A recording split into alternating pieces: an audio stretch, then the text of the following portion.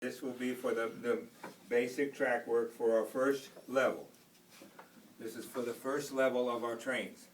This will give us a wider radius. This gives us all the radiuses that we need to do the first level.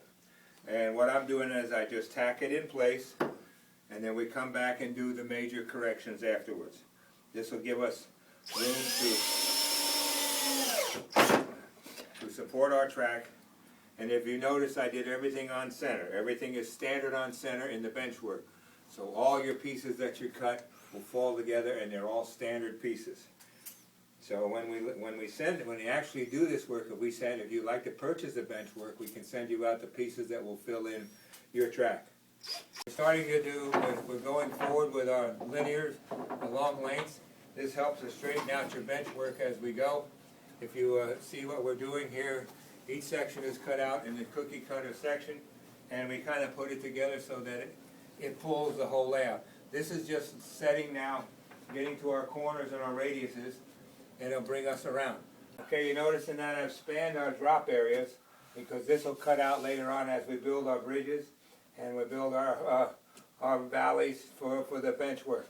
But you want to put the solid pieces in because you want to have exact measurements when you start putting your bridges and doing your hips and valleys.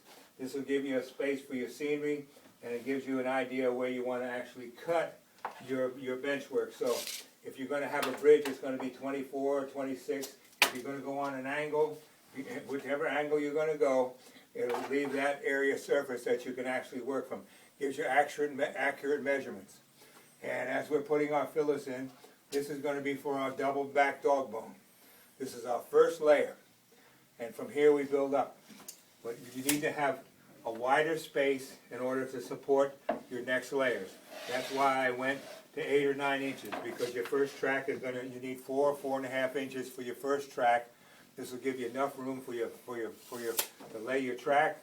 And we got to a point where we're starting to make our different radiuses. We have to make them combine. So what we do as we make our radiuses, we overlap. If we want a little switchback or a little swale in the road, we actually make the plywood a little wider in that space. This gives us a chance to make a little S-curve to fill in this, and it also puts a little bit more detail in the layout.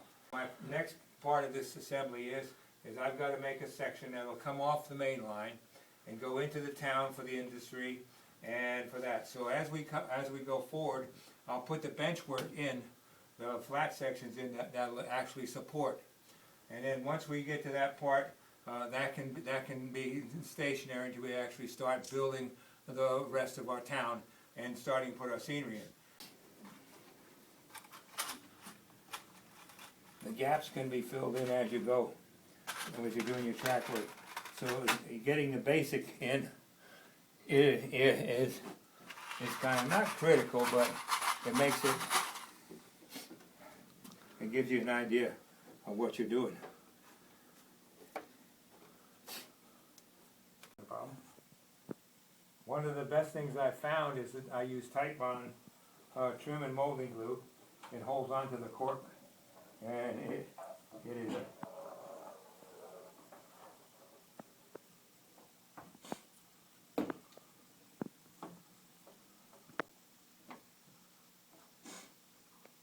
it's a very quiet process. People wonder what you're doing, and the wife is always trying to guess what's going on. But if you're quiet and don't tell her, she won't annoy you. So that's one of the things I like about doing model railroading. It's a very quiet and peaceful process. Double backs, okay, in order for your longer cars on your main lines, you should have 2.5 inches center of your track. That gives you plenty of clear for your longer cars to bypass, and it gives you a more realistic view of regular 2-track main lines. Going to scale, that would be the 12-foot center track.